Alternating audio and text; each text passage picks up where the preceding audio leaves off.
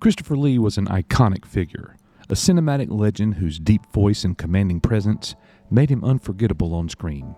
From Dracula to Star Wars to The Lord of the Rings, his characters left a lasting impression on audiences worldwide. But behind the scenes, even in the world of Middle-earth, things weren't always as smooth as they seemed. At the heart of one of cinema's greatest sagas was a surprising fallout between Lee and Lord of the Rings director Peter Jackson, a moment of betrayal, anger, and disappointment that led to Lee boycotting one of the biggest film premieres of all time. So what really happened between these two legends? Echo 3 to Echo 7. Mono, buddy. Echo Station 3PA. When Peter Jackson began crafting his groundbreaking adaptation of J.R.R. Tolkien's The Lord of the Rings, he knew he needed the right actors to bring the story to life. For the role of Saruman the White, the powerful wizard who falls to corruption, Jackson made an inspired choice: Sir Christopher Lee. Lee was no stranger to the world of fantasy. His decade-spanning career included iconic roles as Count Dracula, Frankenstein's monster, and later, Count Dooku in Star Wars. But there was another reason Lee was perfect for Saruman. He was a devoted fan of Tolkien's work and had even met the author in person, a rare honor. For Lee, playing Saruman was more than just another role. It was personal. His portrayal of the villainous wizard was chilling, and he quickly became one of the most memorable antagonists in the trilogy. His towering presence, deep voice, and subtle menace were a perfect fit for Tolkien's world. Everything seemed perfect. Jackson and Lee had a productive working relationship, and their collaboration brought Saruman to life in spectacular fashion.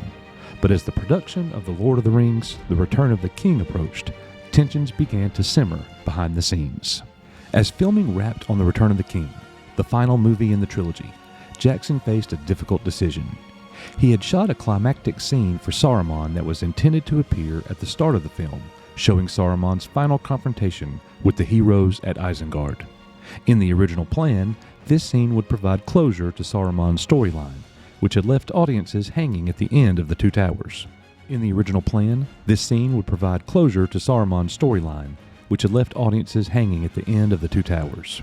It featured an intense moment where Saruman meets his end, stabbed by his underling, Grima Wormtongue, before falling from the tower and being impaled on a wooden spike, an homage to Lee's famous death scenes as Dracula. Jackson made the difficult call to remove Saruman's scene from the theatrical cut entirely, believing that most viewers would assume Saruman had been defeated at Helm's Deep in the Two Towers.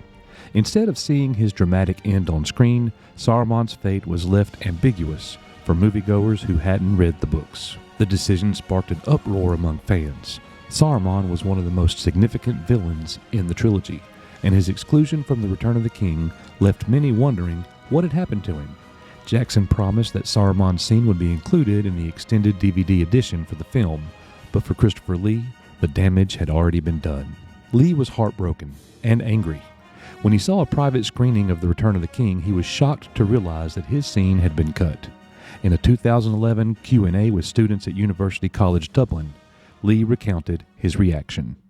And when the third film came on, I couldn't believe what I saw, because I wasn't in it.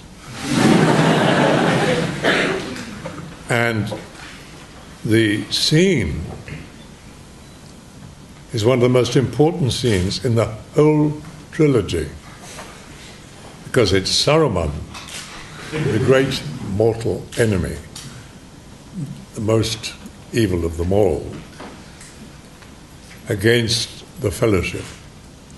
And I'm on top of the Tower of Orthanc at Isengard, looking down at the Fellowship and saying very nasty things to them. And to Aragorn, Viggo Mortensen, marvellous actor and terrific person. This man from the woods will never be king. And so on. It's a long sequence. The final confrontation between the Fellowship and their greatest enemy. It wasn't in the film. Nobody could understand this. There were millions of hits on the internet not just from Tolkien fans and the film fans, but everybody who'd seen the first two. Because they said, what happened to Saruman? Buy the extended DVD.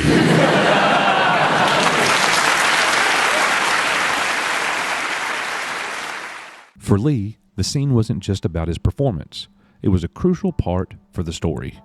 As the fallen white wizard, Saruman had been a central antagonist, and his final confrontation with the Fellowship was, in his words, the final showdown between good and evil. Cutting the scene felt like an injustice, not only to his character, but to the fans who had followed the story for years. Lee's disappointment led to a dramatic move. He chose to boycott the world premiere of The Return of the King in 2003. While most of the cast walked the red carpet at the star-studded event, Lee's absence was glaring. Fans and the media speculated about the rift between him and Jackson, and the air of tension between the two legends grew. Peter Jackson acknowledged that Lee was very upset about the decision to cut his scene, but for Jackson, it wasn't personal. It was a decision made for the overall pacing of the film. In interviews, Jackson explained that the sequence, while important, didn't fit the flow of The Return of the King. He emphasized that the extended DVD version would include the full Saruman scene, allowing diehard fans to see it in all of its glory. And indeed, when the extended edition of The Return of the King was released, audiences finally saw Saruman's demise in full. But the theatrical cut remained the version most people experienced in theaters, leaving Saruman's theatrical story arc incomplete. Despite the fallout, time has a way of healing wounds. By the time Jackson began work on the Hobbit trilogy in 2012, the two had reconciled. In a surprising move, Jackson invited Christopher Lee to return as Saruman, even though the character doesn't appear in Tolkien's original Hobbit novel. Lee accepted the invitation, and the two resumed their creative partnership. It was a symbolic moment, proof that their professional relationship had survived the earlier conflict. For fans, seeing Lee return as Saruman was a joy. His presence in The Hobbit brought a sense of continuity between the two trilogies, and it felt like a fitting resolution to their earlier tension.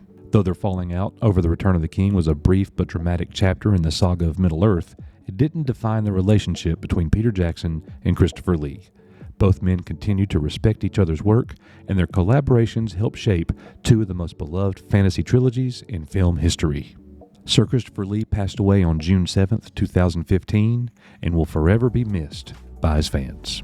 Thank you for watching this retrospective episode of Echo Base Network about Christopher Lee and Peter Jackson, their fallout, and their reconciliation.